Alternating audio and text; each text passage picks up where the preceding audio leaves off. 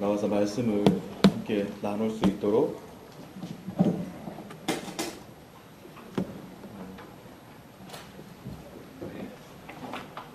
말씀을 함께 교제할 수 있도록 허락해 주신 우리 대한민국교회 형제 자매님들 특별히 주님께 감사드립니다.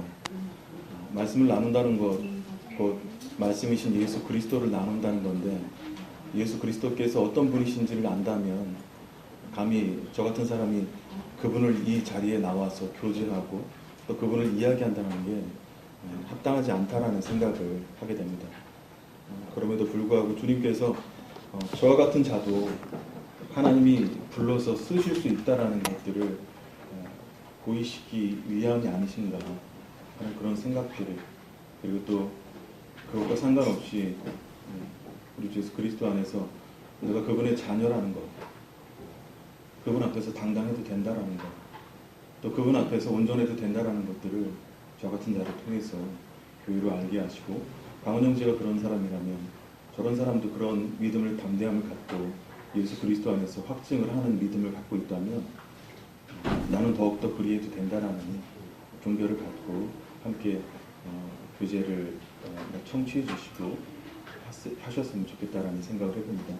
특별히 말씀을 나눈다는 기보다는 이번 시간에는 간증, 제가 모임을 떠난 후에 그리고 떠나기 전에 제 영적인 상태와 그리고 지금은 주님이 어떻게 인도하고 계신지에 대해서 간증을 나누려고 합니다. 누구를 기쁘시게 할 것인가? 제가 한 1년 반 정도, 1년 반 정도 거의 2년 된 것 같은데요. 모임을 급하게 이전을 결정을 했습니다. 성도님들이 보시기에는 조금 급하게 결정을 한 것처럼 보시겠지만은 아마 장로일 보시는 형제님들, 특별히 우리 안영님 가정은 저희 가정에 대해서 조금 사정을 알고 있으셨을 거예요. 제가 이 교제를 하기 전에 집사람한테 먼저 이렇게 허락을 좀 받았습니다. 당신 얘기를 좀 해도 되겠느냐, 우리 가정 상태를 교제를 좀 해도 되겠느냐 했더니 집사람이 이렇게 허락 마지못해 허락을 좀 해줬습니다. 제가 말씀을 받고 이 모임에 오게 된 게 처음 그러니까 모임이 생기기 전이죠. 우리 서강인 자매님 회사에서 우리 GNTV 모임 형제님들이 GNTV가 생기기 전에 함께 기도를 했었고, 그 이후에 또 김달 형제님이나 여러 형제님들을 통해서 교제를 같이 했는데, 그때 아마 형제님께서 새로운 교회에 대해서 비전이 있으시다는 고백을 들었습니다. 근데 저는 이 대학로 교회가 생기기 전에 훈련원이라는 곳에, 그리스도인 훈련원이라는 곳에 가서 주님이 주신 말씀에 대해서 교훈을 받고, 주님이 주신 교훈이 맞는지, 그리고 주님 그 길을 가는 게 제가 맞습니까? 라는 분별을 갖기 위해서 훈련원에 들어갔었습니다. 그리고 훈련원 안에서 제가 모임을 이전을 해야 된다는 사실들에 대해서 주님이 이미 말씀을, 교훈을 주셨어요. 지금은 남아공에 가 있는 원당 모임의 박건수 형제님 아들 박성민 형제, 저한테는 친형처럼 여기는데, 또 박건수 형제님 또한 둘째 아들이라고 말씀을 하십니다. 근데 이제 성민 형제한테 그 얘기를 했습니다. 형이 모임을 이전을 할 것 같다 그랬더니 무슨 얘기예요? 그냥 있어야 될 것 같다라고 본인은 분별을 하더라고요. 근데 주님은 저한테 그런 말씀을 주시지 않고 이전에 대해서 말씀하셨고, 언제가 될지 모르지만 이전을 해야 될 것에 대해서 주님이 준비하라는 말씀을 주셨습니다. 그리고 졸업하고 나서 얼마 지나지 않아서 기도 모임에 참여하게 됐고, 모임이 생기기 전부터 함께 형제님들과 기도를 하고, 모임이 생기고 한 1년 후에 원당교회 허락을 받고 이곳에 오게 됐습니다. 근데 오고 나서 저희 아내가 개인적으로 원당에서는 자매님들한테 이렇게 사랑을 많이 받았습니다. 여러 가지 성품이나 기술이나 이런 것과 상관없이 그 모임에서도 좀 어린 입장이었고, 그리고 모임에서 구원받고 잘하고, 그러다 보니까는 특별히 자매님들하고 관계가 좋고 또 기쁘게 보냈었는데, 근데 이제 대학로에 온다는 결정을 하고 나서 자매가 허락을 했지만 솔직히 이렇게 크게 기뻐하는 마음은 아니었어요.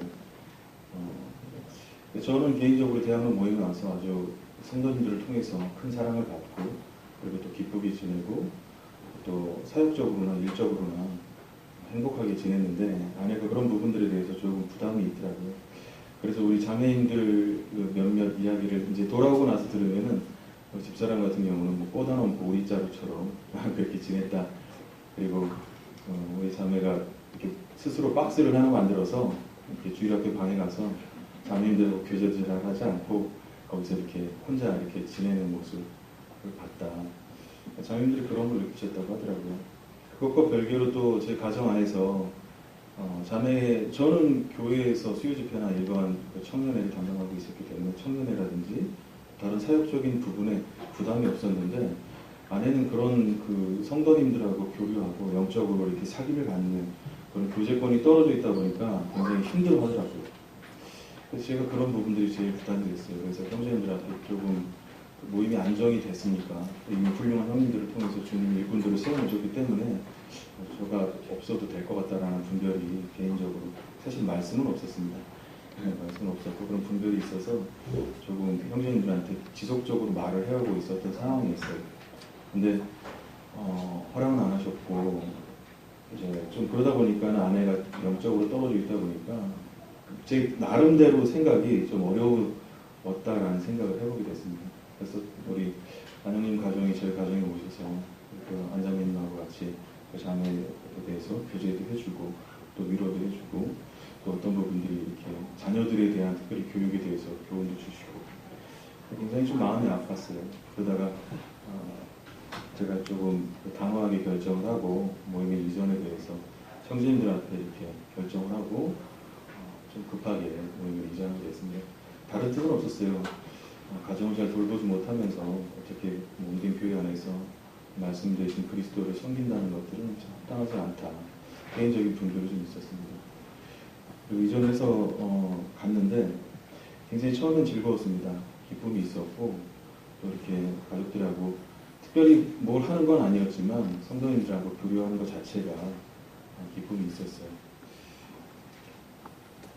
근데 이제 좀 어느 정도 지나고 나니까 이게 그 주님 앞에 분별이 말씀을 통해서 이전을 한 것이 아니었기 때문에 제 마음 가운데 이렇게 부담이 오게 되더라고요. 그리고 각 모임마다 가지고 있는 그 모임의 특성들, 그 문화들이 있는데 제가 이제 그 선택한 그 모임 같은 경우는 그 모임이 가지고 있는 문화가 옳다 그르다라고 판단할 수는 없습니다. 제 개인적으로 그 모임에서 그리고 그 모임이 가지고 있는 문화에서 주님을 만나고 또 주님을 보고 주님을 이렇게 교제하는 것에 대해서 굉장히 부담이 있었어요. 그게 그냥 부담이 아니라 굉장한 부담으로 다가왔습니다. 그리고 또 아내 또한 그런 부분들을 또 느끼고 있었고 얼마 지나지 않아서 한 1년 정도 지나지 않아서 여러 가지 그 환경들을 만드시더라고요. 여기서 말씀드리기 좀 뭐하고 여러 가지 환경들을 말씀드리면서 제가 말씀을 통해서 주님을 보는 게 아니라 그리고 또 말씀이신 그리스도를 생각하는 게 아니라 그 문화에 맞게 그리고 거기에 속해 있는 성도님들의 어떤 그 이미지에 맞게 제 자신을 재단하고 그리고 변화시키고 사람들의 마음을 사려고 하는 그런 태도가 나한테서 나오는 것에 대해서 주님이 알게 하셨습니다. 제 스스로도 그러고 있고요. 내가 이 얘기를 하는 게 괜찮을까? 내가 이 얘기를 하는 게 옳은 것일까? 주님 앞에서 살피고 말하고 행동하는 게 아니라 주님이 그때 이런 말씀 주셨습니다. 갈라디아서 1장 10절 말씀. 이제 내가 사람들에게 좋게 하랴 하나님께 좋게 하랴. 사람들에게 기쁨을 구하였다면 내가 지금까지 사람의 기쁨을 구하였다면 그리스도의 종이 아니라 바울은 자신이 사람들의 기쁨을 구했다면 그리스도의 종이 아니라는 말씀으로 사람의 의도를 살피고 있는 제 자신에 대해서 고백하셨습니다. 종이라는 것은 자신의 욕심이나 기쁨이나 어떠한 것을 구하지 않고 그 주인 대신 그 주인의 뜻만을 구하는 게 합당한 자세인데 근데 제가 예수 그리스도의 종이로서 취해야 될 자세나 이런 모습들이 아니라는 것에 대해서 주님이 이렇게 교훈을 주셨습니다. 근데 이제 여전히 그 두 가지 문제가 있었죠. 왜냐면은 첫째는 그 아내한테 그런 부분들을 그 허락을 받아야 돼요. 제가 알기로는 40 넘어서 TV 리모컨 뺏는 것도 큰 그 부담을 갖는다라고 얘기를 하셨는데, 그리고 또 아내를 이기는 형제님들이 없잖아요. 젊은 때는 모르지만 나이가 들면 저도 아내를 이렇게 이길 수는, 덩치는 크고 뭐 어떤 물리적으로 그렇게 그런 육신대로 보지 마시고 제 모습을 좀. 근데 그런 부담감이 있었어요. 그러고 나서 마음에 이렇게 굉장히 답답함이 있었고, 그런데 집사람에 대한 부담도 있었는데, 주님은 환경을 조성하시는 것 같아요. 아침에 이렇게 일어났는데 좀 체한 것 같고 답답했습니다. 그리고 좀 운전하는데 좀 부담이 있었어요. 왜 그런지 몰라도 처음 경험하는 거기 때문에 좀 속이 안 좋다. 병원에 가서, 사무실에 가서 그랬더니 저기를 한번 우황청춘만을 먹어봐라. 그래서 병원에서 내려와서 약국으로 가던 길에 갑자기 호흡이 굉장히 가빠지더라고요. 숨이 이게 죽겠구나 죽겠구나 이 생각이 들더라고요. 호흡이 끊어져서. 이런 상황이 오게 되면은 보통 우리가 죽음이 오게 되면 주마등처럼 이렇게 인생이 흘러간다는 그런 얘기를 하는데, 그런 상황들은 전혀 없습니다. 여기 연배도 이렇게 많이 있으신 우리 형제 자매님들, 죽음을 저는 2번을 경험했는데, 어릴 때 물에 빠져서 호흡이 끊어진 상태에서 호흡을 안 해도 살아있지만, 죽었지만 더 살아있는 것 같은, 그 말씀 아세요? 주님이 오시면 그럴 것 같아요. 우리가 이 육신의 몸을 벗으면 우리가 죽었지만 더 살아있는 것 같은, 호흡하고 있지 않지만 더 생명력이 살아있는, 그걸 느꼈고, 2번째 이 부정을 나서 믿고 나서 깨어나는 건 뭐냐면, 딱 호흡이 가빠질 때 생각나는 건 하나밖에 없습니다. 예수 그리스도. 내가 어떻게 지내왔냐, 뭘 했냐, 어떤 상황이냐, 지금까지 뭘 했냐, 미래 계획이 전혀 생각나지 않아요. 내가 지금 주님 앞에 갔을 때 말할 수 있는 거, 고백할 수 있는 거, 내가 그분 앞에 가서 하나님의 그 거룩한 존전 앞에 가서 내가 이야기할 수 있는 분은 누구신가? 예수 그리스도. 내가 구원받을 때 주님이 주신 말씀, 그 말씀들이 저를 사로잡고 이렇게 있었습니다. 그래서 이제 호흡이 가빠가지고 아시는 분이 다행히 그 앞에 있어가지고 택시를 타가지고 응급실에 바로 이렇게 보내주셔서 부정맥이라고 하더라고요. 그래서 이제 집사람이 급하게 와서 제가 아내한테 그런 얘기를 했습니다. 응급실에 누워있으면서 울면서 내가 안 되겠다. 그리고 정말 난 모임을 어디가 됐든 주님 앞에 이렇게 있는 곳으로 이전을 해야 될 것 같다. 그런 고백을 했습니다. 집사람이 그런 얘기를 하더라고요. 그렇게 하라고. 또 아내를 이기지 못하지만 또 아내들이 뭐니 해도 남편이 없으면 또 안 되니까 또 잘 순종하더라고요. 또 동의해 주더라고요. 자매가 그런 얘기를 하더라고요. 가게 되면 대학로로 갔으면 좋겠다. 그리고 이제 교회 형제님들한테도 말씀드렸는데, 형제님들도 하는 게 좋겠다라고 허락을 해주셨습니다. 제가 오게 되면서 주님이 또 알려주신 것이 있습니다. 방향을 바로 잡아라. 사람이 마음으로 자기의 길을 기획할지라도 걸음을 인도하시는 분은 여호와시니라. 장로님의 말씀이신데, 제가 모임에 와서 첫 예배를 기억합니다. 유창용 형제님이 이제 교제를 해주셨는데 뭐라고 말씀하시냐면, 방향이 틀리면 속도는 무의미하다라고 그때 교제를 해주셨어요. 그리고 속도를 내서 갔던 만큼 다시 돌아와야 한다.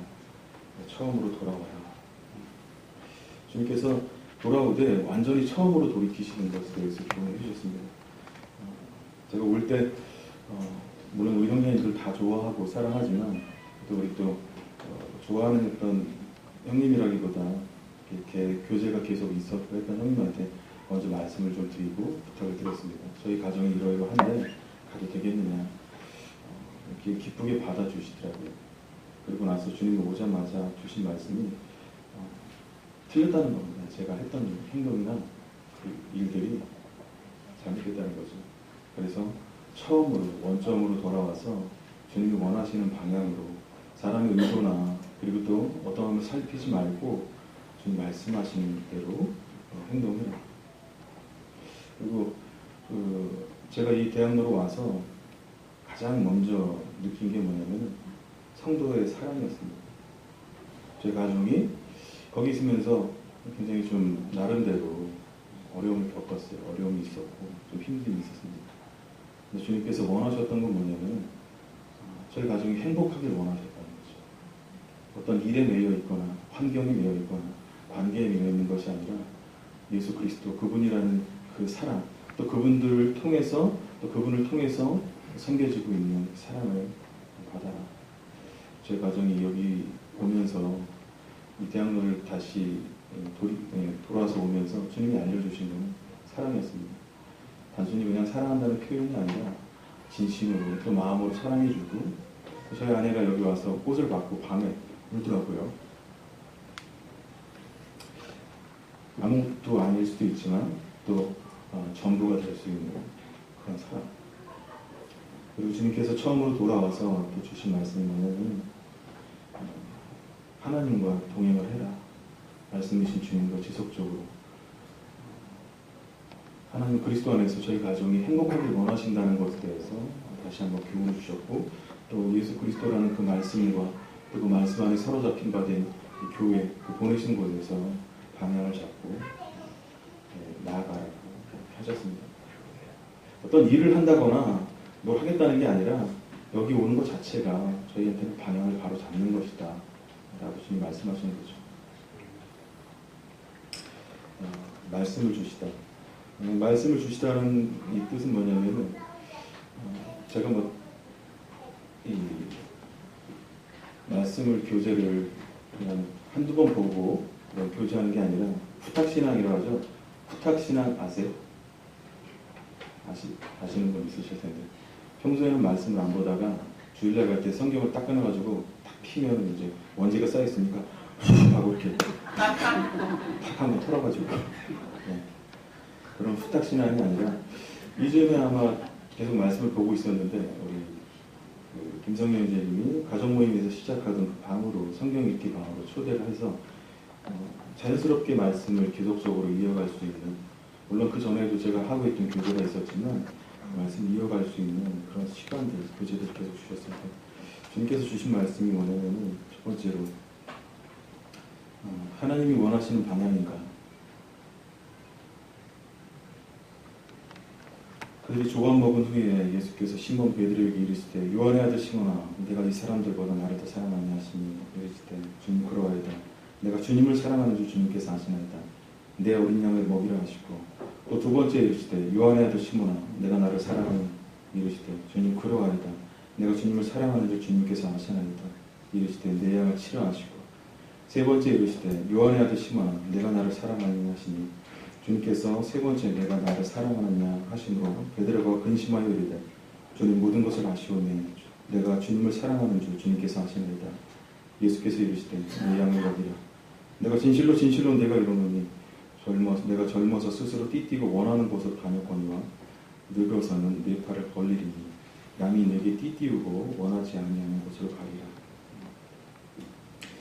하나님이 원하시는 방향인가 사역인가. 성도님들은 그 본인이 가지고 계신 하나님의 부르심에 대한 확실히 있으신지 모르겠는데, 저 개인적으로 이제 그 주님 앞에 훈련을 들어가면서 주님이 그런 말씀을 줬습니다. 게하시한테 하신 말씀인데요. 게하시가 나아만 장군한테 가가지고 물질을 받죠.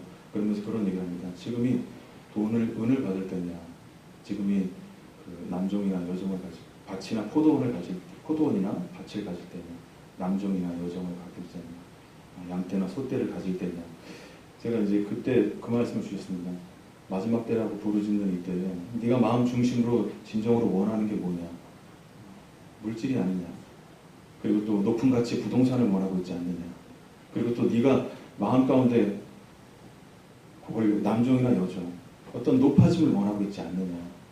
훈련을 가기 전에 제가 추구하고 있는 그 방향에 대해서 주님이 교훈하시고 그것이 잘못됐다는 걸 아셨습니다. 그리고 나서 제가 회개를 주님 앞에 다시 한번 했어요. 그리고 주님이 원하시면 주님이 원하시는 삶의 방향대로 제 자신을 드리기를 원합니다 라는 고백으로 훈련원에 들어가서 주님이 보여주시는 방향이 있으셔서 그 방향으로 지금까지 계속 이끄시고 또 인도하시고 계시다는 그 확신을 갖고 있었습니다. 근데 주님이 이 사역의 방향을 바꾸시는 겁니까? 저는 그것이 싫습니다 라고 마음껏 고백을 했어요. 제가 개인적으로 크진 않지만 또 우리 보내는 선교에 대해서 이렇게 주님이 사역의 방향을 정해주셨다는 생각이 듭니다. 또 그것을 하기 위해서 주님이 그런 방향들을 지속적으로 이렇게 인도하셨고, 졸업을 하고 제가 속한 곳에서 이렇게 일을 하다가 지금 안정돼서 꾸준하게 제가 속해 있는 그 사역지에서 많지는 않지만 각 사역지로 이렇게 꾸준하게 보내고 있는 그런 일들을 주님이 하게 하셨는데, 주님의 때에 맞게 그런 것들을 더 확장시키고 그렇게 하시지 않을까 그런 마음을 갖고 있습니다. 그리고 제가 있는 곳이 그 치과 의원인데 조합이 나눔이 조합이에요. 나눔이 조합. 그러니까 그 일반 수익을 목적으로 하는 게 아니라 수익이 나눠지면 지역사회 아동들을 무료로 진료를 하고 있습니다. 그 아들이 특별히 이제 선정되어 있는 덕곳을 그 아이들이 와서 무료로 다 진료를 받고, 장애인들이나 그리고 이제 수익이 나면 운영금을 제외하고 사회 환원하는 시스템으로 돌아갈 수 있게끔 만들어놨는데, 많지는 않지만은 또 지금 하시고 계시는 여러 그 사업에 종사하시고 계시는 분들보다 많지는 않습니다. 하지만 꾸준하게 이렇게 어떤 형제님이 와서 얘기하시더라고요. 많고 적음이 아니라 꾸준함이 중요한 것이다. 지금 시대에 그것이 필요한 것이다. 라고 격려를 해주셔서 해마다 이렇게 꾸준하게 늘려가고 그렇게 할 수 있게끔 하시더라고요. 제가 가지고 있는 학력이나 제가 가지고 있는 환경이나 그리고 제가 가지고 있는 능력에 비해서 주님이 그것을 감당할 수 있게 하셨다라는 생각. 인간적으로 보면은 가하지 않죠. 요즘 세상에 애 넷을 키우면서 무슨 가정도 하나 돌보기 힘든데 누구를 돕습니까? 그게 산술적인 믿음이고 산술적인 신앙 아닐까요? 근데 주님이 그것과 상관없이 그 일을 지속하게 하시고 계속하게 하시고 확장시키는 것에 대해서 지금 알겠습니다. 근데 그런 상황에서 주님이 돌아오시고 나서 이 말씀을 주시는데, 주님 이 말씀을 왜 주실까? 근데 이제 이 말씀 보면서 주님 앞에 제 자신을 다시 한번 살펴보게 됐습니다.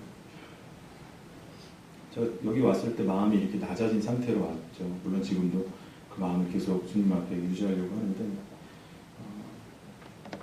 주님께서 이 베드로를 찾아오셨을 때가 언제냐면 자책하고 있을 때, 또 후회하고 있을 때, 마음이 아파하고 있을 때, 그리고 와서 그를 책망한 것이 아니라 무엇보다 그를 더 사랑하고 그가 그리스도 안에서 그분으로 말미암아서 그분 앞에 잘못된 일들을 돌이키고 그분을 기뻐하길 원하셨던 마음, 이것을 주님이 알게 하셨습니다. 그리고 네가 얼마나 소중한 존재인지 라는 것도 주님이 베드로한테 먼저 알리시길 원했던 거죠. 그리고 물어보셨죠. 저한테 물어보시는 것 같았어요. 네가 나를 사랑하느냐? 제가 제 자신을 볼 때 하나님 앞에 합당하지 않습니다. 주님이 물어보시는데 사랑합니다. 이 사람들, 여기 같이 있었던 야고보라든지 또 유명한 안드레, 또 마을에 있는 가족이나 여러 사람들보다 베드로한테 더 사랑하느냐? 저한테도 물어보시는 것 같았어요. 내가 그들보다 더 사랑하느냐? 그리고 그들이 사랑하는 것보다 더 사랑하느냐? 베드로가 예전에는 주님 앞에 그런 고백을 했었어요. 다른 사람은 다 부인할지라도 저는 부인하지 않을 거예요. 주님이 알고 물어보시는 거죠. 저한테 물어보시는 것 같습니다. 제가 다른 사람들이 사랑하는 것보다 더 사랑한다는 고백이 아니라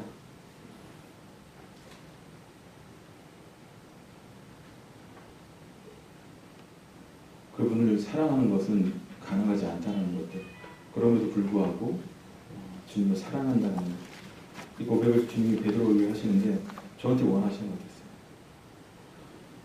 베드로는 사실 이 말씀을 통해서 그런 고백이 했을 거라는 생각이, 여기에 있는 그 안드레나 요한이나 야고보보다 더 사랑하는 것이 아니라 그 형제들보다 자기 자신이 더 악하다는 것을 고백하는 것. 더 잘났기 때문이 아니라 자신이 더 악하다는 것들을 고백하게 해요.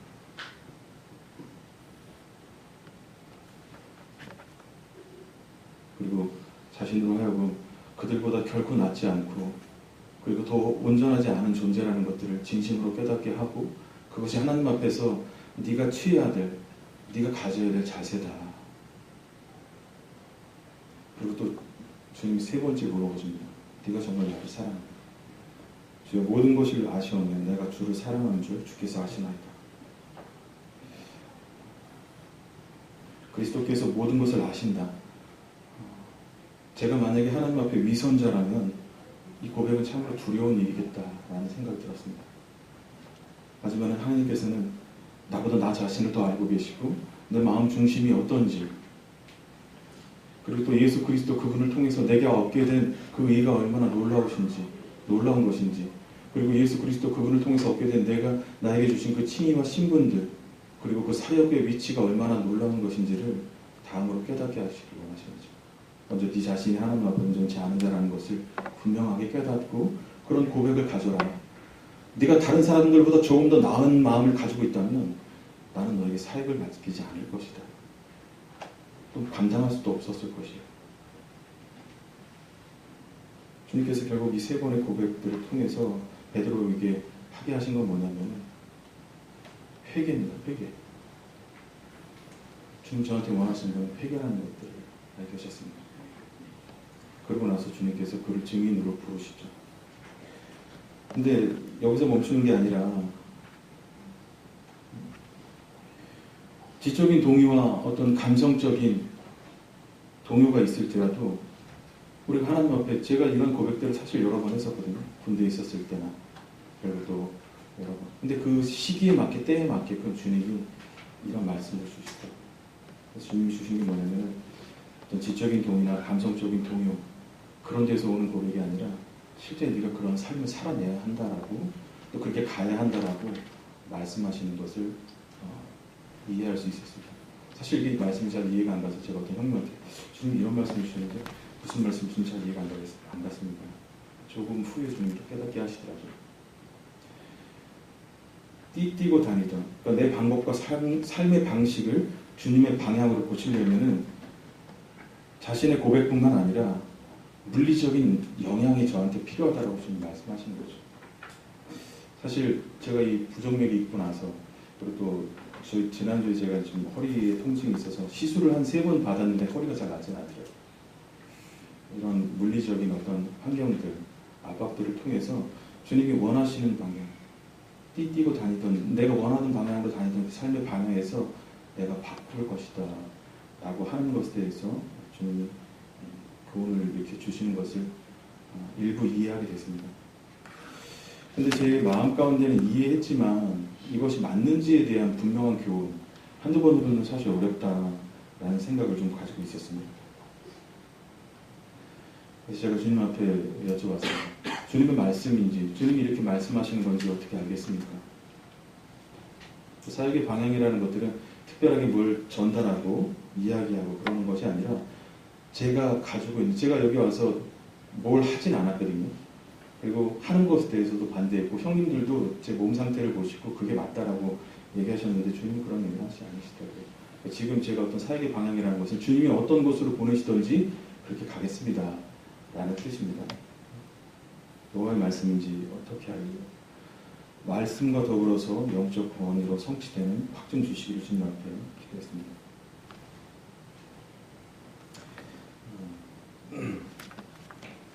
네 하나님 여호와께서 너희 가운데 내 형제 중에서 너를 위하여 나와 같은 선지자 하나를 일으키시니 너희는 그의 말을 들을지니라.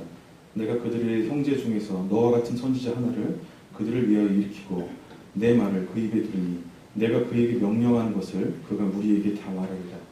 누구든지 내 이름으로 전하는 내 말을 듣지 아니하는 자는 내게 벌을 받을 것이요, 만일 선지자가 내게 전하라고 명령하지 아니한 말을 제 마음대로 내 이름으로 전하든지 다른 신들의 이름으로 말하면 그 선지자는 죽임을 당하리라 하셨느니라. 내가 마음속으로 이르기를 그 말이 여호와께서 이으신 말씀인지 우리에게 어떻게 알리하리라. 만일 선지자가 있어 여호와의 이름으로 말한 일에 증언도 없고 성취함도 없으면 이는 여호와께서 말씀하신 것이 아니요 그 선지자가 제 마음대로 한 말이니 너는 그를 두려워하지 말지니라. 이 말씀은 가나안 입성을 두고 모압 평지에서 모세가 이스라엘 백성에게 하신 말씀입니다.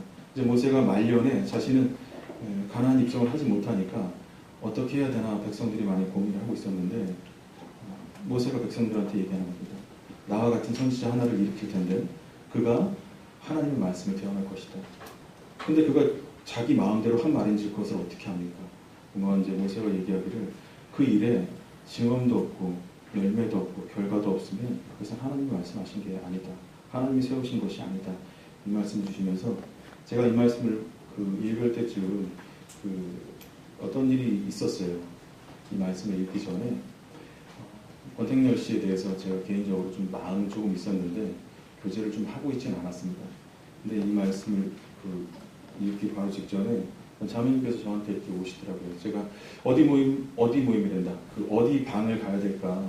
제가 모임을 떠나기 전에, 이전하기 전에 박근혜 형제님 반에서 교제를 했었고, 그리고 또 그쪽에 가는 게 좋지 않을까. 여러 방을 이렇게 한 번씩 분변하고 있었는데, 그 자매님 보시기엔 좀 전전하는 것처럼 보셨나요? 그래서 그러시더라고요. 형제님, 제가 보기에는 형제님 특별히 할 것도 없는 것 같은데. 오셔가지고 이렇게 복음을 좀 전해주신, 정확한 분별이시라고요. 개인적으로 마음에 좀 부담이 있었는데, 주님이 하시는 말씀으로 받겠습니다. 라고 듣고 교제를 했습니다. 그리고 형제님들이 잠깐 외국에 나가시는 기회가 있었어요. 그래서 제가 원하는 건 아니었는데 모친님들 두 분도 교제를 이렇게 말씀을 들으면서 개인적으로 말씀을 교제하시고 듣기를 원하신다. 그러고 나서 이제 그분들을 통해서 개인 교제를 갖고 물론 형제 자매님들을 통해서 이미 다 믿음의 어떤 부분들 또 베이스되는 기초는 다 깔아놓으셨기 때문에 예수가 어떤 분이신지에 대해서 그분이 어떤 사역을 이루셨는지에 대해서 증거를 해줬습니다. 그리고 나서 그분들이 주님을 그리스도를 영접하는 그런 고백을 주님이 보게 하셨습니다. 그래서 주님이 이런 일들을 주님 말씀하신 거다라고 개인적으로 생각을 하게 됐습니다. 근데 여전히 제가 그럼에도 불구하고 주님 앞에 특별한 어떤 이적들을 요구하고 있는 제 자신을 보게 됐습니다. 주님께서 제 상태에 대해서 다시 한번 책망을 하시더라고요. 우리가 모였을 때에 예수께서 말씀하시되 이 세대는 악한 세대라 표적을 보아되 요나의 표적밖에는 보일 표적이 없나니 요나가 니느웨 사람들에게 표적이 된 것 같이 인자도 그 세대에 그러하리라. 주님께서 저한테 말씀하시는 내용입니다. 믿음을 확증하기 위해서 하나님께 기대할 수 있는 것은 표적이 아니다. 말씀이다. 이 세대의 표적입니다. 그러니까 예수 그리스도 그분이시라는 것에 대해서 주님이 저한테 분명하게 말씀했습니다. 예수 그리스도 곧 그 말씀이신 하나님을 보고 또 갖고 있는 그 표적, 이미 많은 표적을 보이셨음에도 불구하고 여전히 그 말씀을 떠나서 환경적인 상황적인 표적을 원해요. 그리고 특별함을 통해서 주님을 만나려고 하지 말아라. 나를 만나려고 하지 말아라. 매일 매 순간 말씀하시는 주님을 통해서 만나라. 제가 말씀으로 이렇게 분별하는 법이라는 교제를 통해서 하나님의 말씀을 어떻게 분별하는가. 우리 형제님들도 훈련원에서 지금 교제하고 있는 또 이미 교제했던 형제님들도 알겠지만 말씀을 떠나서 환경이나 그리고 어떤 관계들을 통해서 자신의 신앙이 성장하길 원하는 것만큼 미련한 행동은 없다. 주님 말씀하셨는데 또 경험했음에도 불구하고 말씀과 상관없이 여전히 그런 것들을 기대하고 있는 또 뭔가 보여주시길 원하고 있는 주님의 그런 모습들을 보여줬습니다. 잘못됐다는 거죠. 궁극적으로 믿음의 근원 되시면 예수 그리스도 그분을 통해서 그 말씀을 통해서 주님을 만나라. 아침에 주님과 큐티하고 그분이 주시는 말씀 그리고 또 중간중간 주님이 이렇게 말씀을 통해서 교제하시는 말씀 그게 분량이 적은 게 아니거든요. 굉장히 많거든요. 우리가 성경 일기반 같은 경우도 분량이 꽤 있는데 이제 저녁 때 좀 읽고 그리고 아침 읽고 근데 그것을 통해서 주님이 하시고자 하시는 말씀이 어떤 것인지를 살피려고 한다면 충분히 주님이 말씀해 주시고 그리고 일러주신다는 거죠. 그럼에도 불구하고 물론 그것을 떠나서도 주님 말씀하실 수 있는 분이지만 다른 것들을 계속 원하고 있는 제 상태에 대해서 주님이 알고 있습니다. 그리고 또 하나는 영혼에 대한 관심이 없는 상태에 대해서 주님이 책망을 한 거예요. 영혼이 죽어가고 있는 것 그리고 우리가 복음 전할 때 그러지 않습니까? 일반적으로 복음을 전할 때 제일 많이 증거하는 복음이 뭐냐면은 한 번 죽는 건 정해진 것이다. 그래서 9장 27절 말씀, 그 위에 심판이 있다. 그리고 심판에 대한 어떤 그 말씀들로 많이 교제를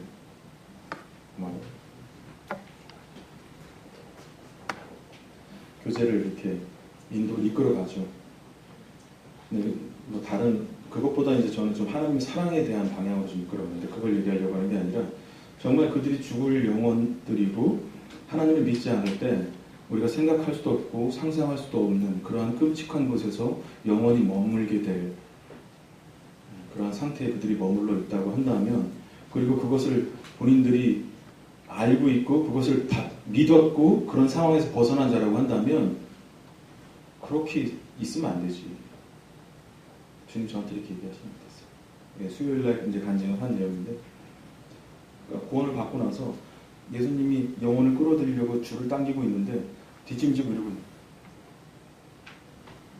전혀 상관없는 것처럼.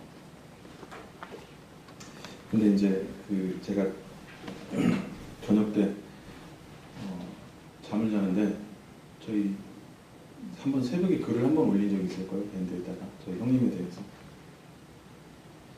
주님께서 그 형님에 대한 형하고 저하고 딱 죽은 거예요.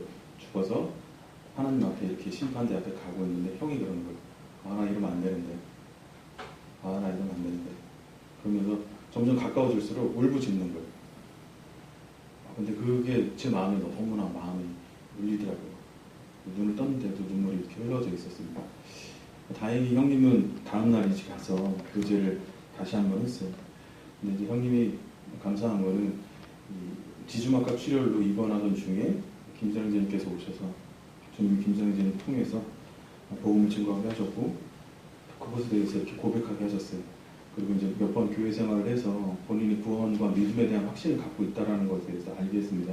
제가 형한테 가가지고 복음을 처음부터 다시 설명하면서 이것을 믿느냐, 이거 아직 확증하고 있느냐 라고 하니까 이제 조금 어이없다는 표정으로 그 기초적인 것 형이 다 알고 있다. 근데 이제 그게 교만한 마음에서 그게 아니라 이미 주님이 다 이렇게 하셨다는 것에 대해서 확증을 본인이 하고 있다는 사실들. 그리고 아버님이랑 같이 있는데 여호와의 증인이시거든요. 그럼에도 불구하고 아버님의 신앙이 잘못됐다는 것에 대해서 이렇게 인지하고 있다는 것에 대해서 주님 보여주셨습니다. 또 이 일을 통해서 주님이 제 마음 상태 그리고 제 그 영혼에 관심이 없는 상태에 대해서 일깨워 주시고 최소한 많은 부분들은 아닙니다. 정말 복음을 전심으로 전하시는 그리고 영혼을 사랑하시는 형제님들이 갖고 계신 만큼 그렇게 열심으로 그러진 않지만 영혼에 대한 관심이 사랑이 어떤 것인지에 대해서 맛보아서 알게 해주셨습니다.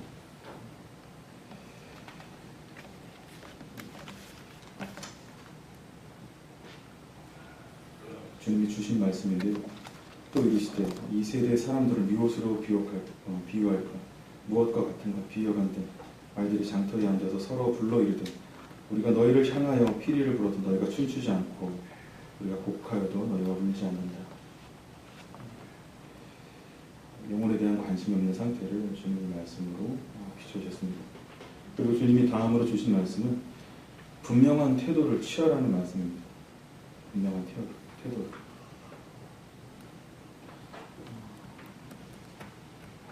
만일 여호와를 섬기는 것이 너희에게 좋지 않게 보이거든 너희 조상들이 강 저쪽에서 섬기던 신들이든지 또 너희가 거주하는 땅에 있는 아모리 족속의 신들이든지 너희가 섬길 자를 오늘 택하라. 오늘 나와 내 집은 여호와를 섬기겠노라. 세겜에서 여호수아가 이스라엘 백성들에게 어디로 자신의 삶을 택할지 어떤 방향으로 신앙의 방향을 잡을지 분명하게 결단하라는 말씀이셨는데 섬길 자를 택하라.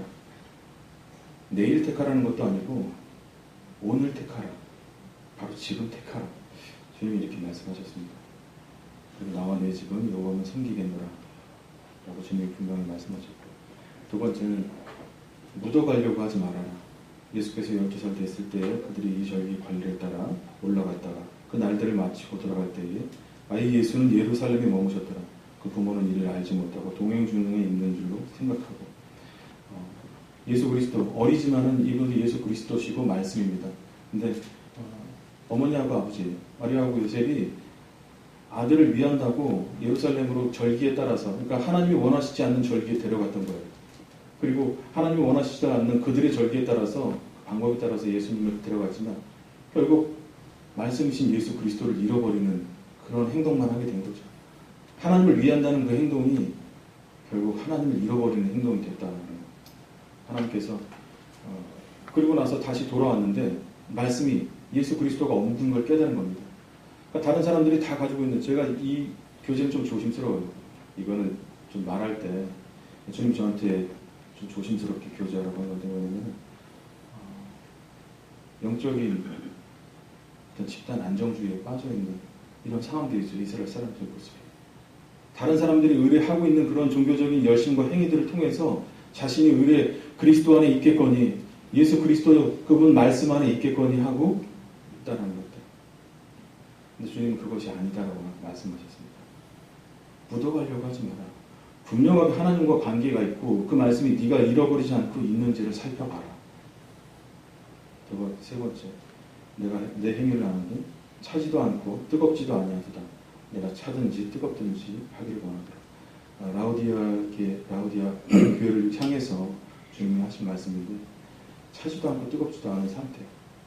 그러니까 제가 지금 있는 상황이 아까 말씀드렸듯이 여유롭지 않지만은 생활할 수 있는 환경들, 그러면서도 주님이 처음으로 말씀하신 그 사역들을 계속 이어갈 수 있게끔 하시는 것에 대해서 그냥 머물고 있는 거예요. 그리고 그런 환경의 사역들이 어떤 내 그리스도 안에서 의가 돼서 하나님 앞에 인정받을 수 있는 거죠.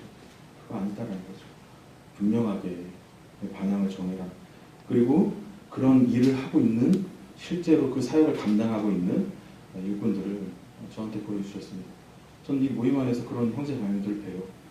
일에 열심이고 자신의 힘과 또 힘에 지나도록 자신을 드리고 자신의 가정을 들여서 영혼들을 섬기고 있는, 그리고 또 그런 일들을 위해서 자신을 하나님의 사역자로 내보내는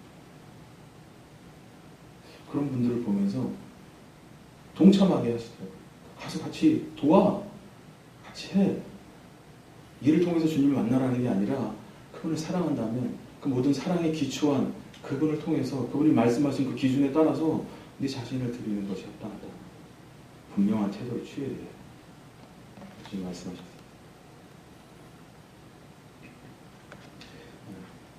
무엇보다 사랑으로 하라. 여호수아가 이스라엘 말년에 향한 그 마지막 설교인데요.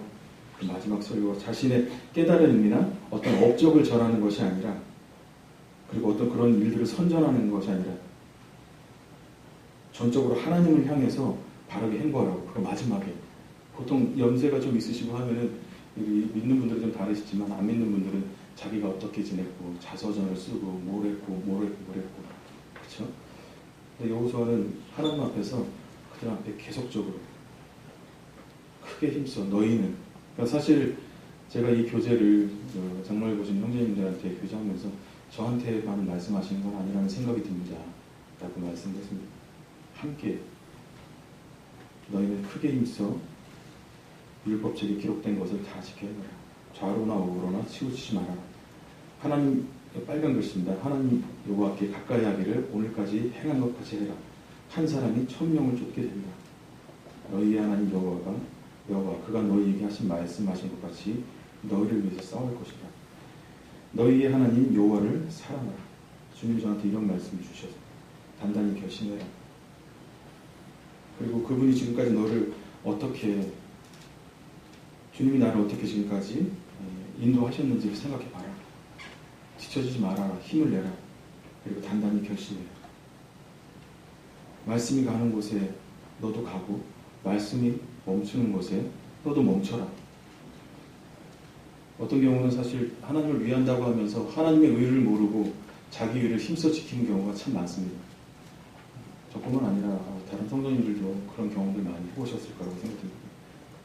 주님의 말씀과 동행하면 주님이 말씀하신 때 쓸 줄 알고 또 가야 될 때 갈 줄 알아라.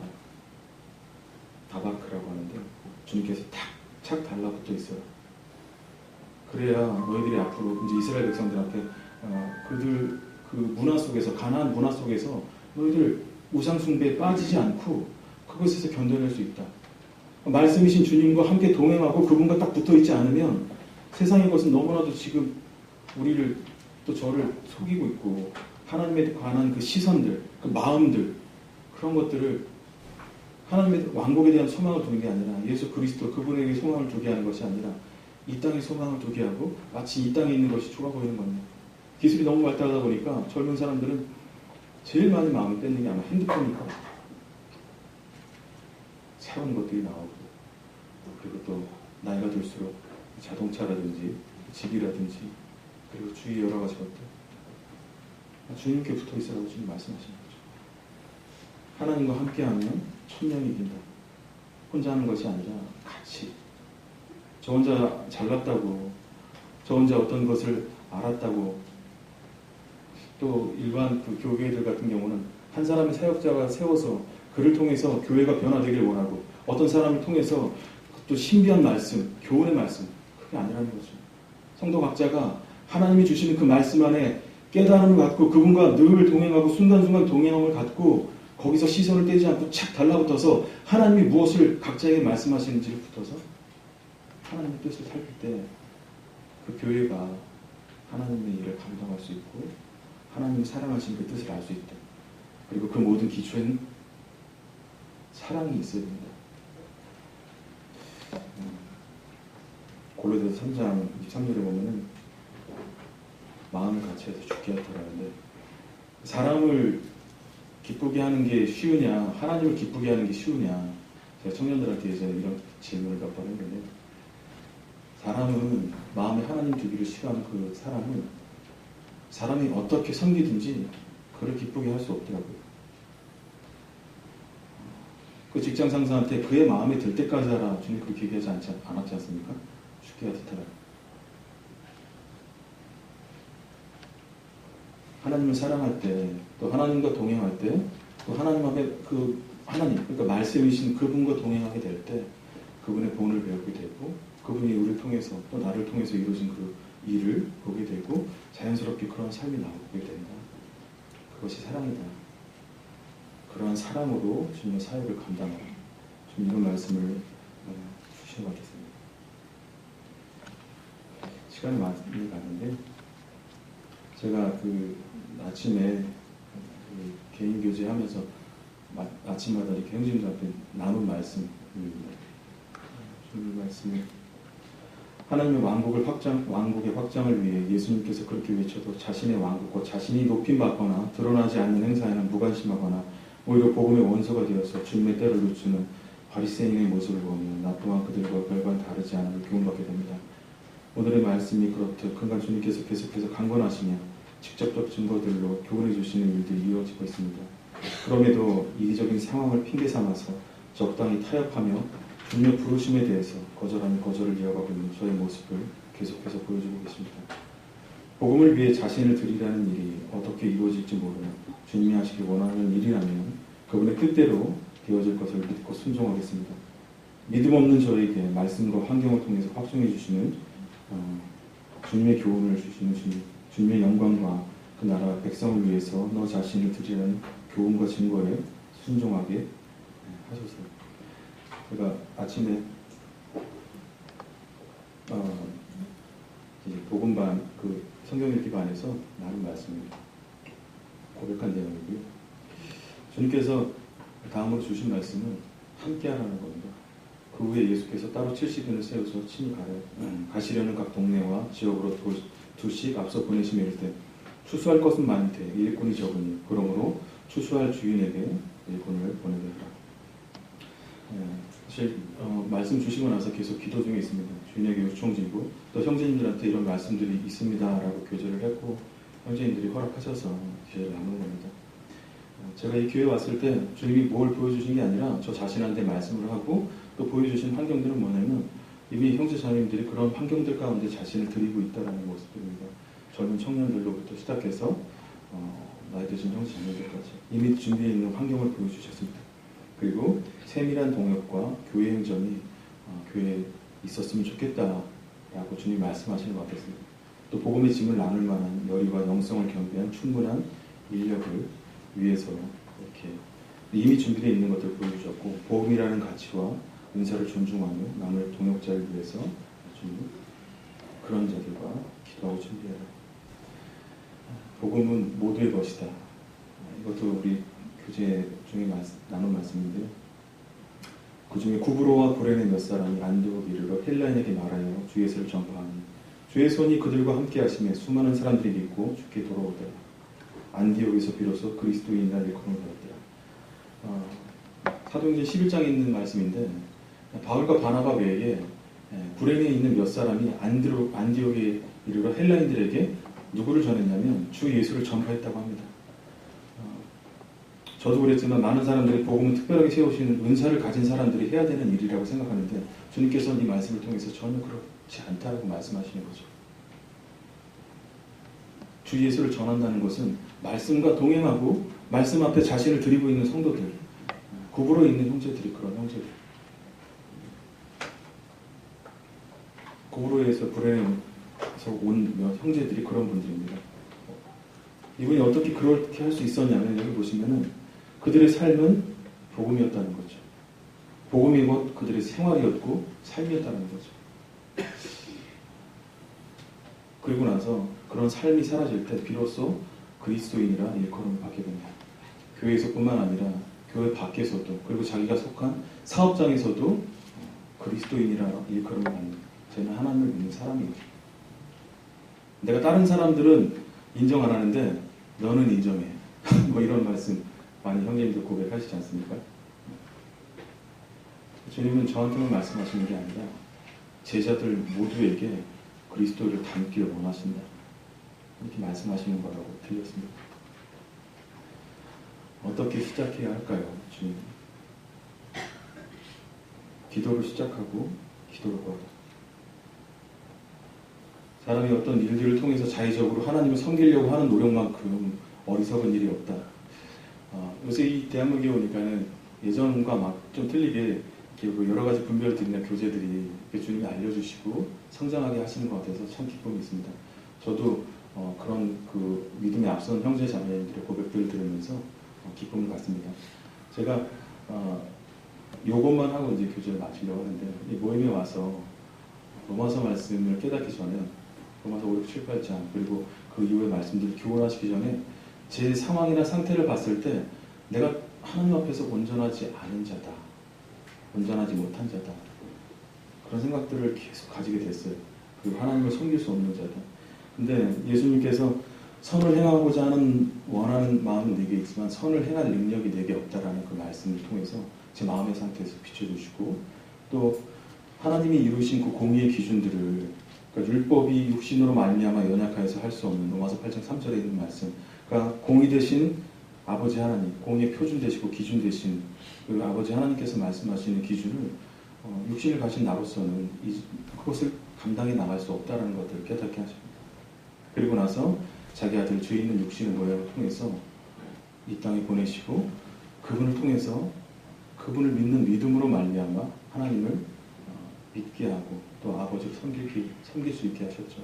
근데 이 근간에서는 거기서 멈추는 게 아니라 하나님의 자녀로 삼으셨다는 그 하나님의 칭의가 얼마나 놀라우신 것인지에 대해서 또 깨닫게 하셨어요.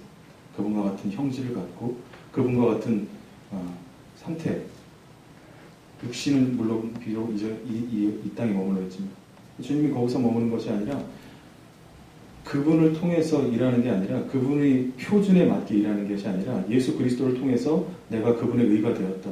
그리고 예수 그리스도를 기쁘시게 하는 것이 아니라 그분을 기쁘시게 하는 분은 내가 아니라 성령이시다.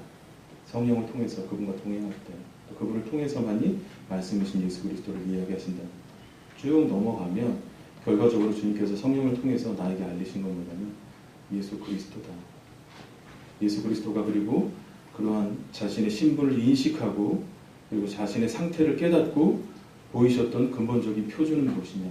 우리에게 제시하는 그 표준은 무엇이냐. 주님이 저한테 알리시는 건 왕이셨지만 종이 되셨다는 겁니다.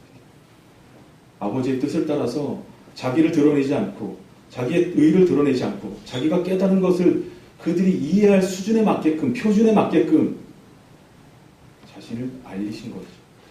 그랬을 때 하나님의 나라가 확장되고 하나님의 영광이 드러났다. 그래서 그것을 알려면, 그 표준과 뜻을 알려면 하나님의 깊은 것을 통달하기 위해선 자의적인 것들, 그리고 네가 가지고 있는 것으로 나가는 것이 아니라 기도해라. 그래야 하나님 아시는 것을 알게 된다. 그리고 준비해라. 분담해라. 너희 마음에 그리스도를 주로 삼아 거룩하게 하고 너희 속에 있는 소망에 관한 이유를 묻는 자들에게 대답할 것을 준비하되 온유와 두려움으로 하라. 진리의 말씀을 옳게 분별하며 부끄러울 것이 없는 일꾼으로 인정된 자로 자신을 드리라. 내가 그리스도의 좋은 군사로 고난을 받아라. 나는 다람질하기 위하여 방향 없는 것 같이 아니하고 싸우기를 허공치는 것 같이 아니하며 내 몸을 쳐서 복종하게 하면 남에게 전파하는 왜 자신이 도리어 버림을 당하게 하시라. 주님이 저한테 끝으로 하신 말씀입니다.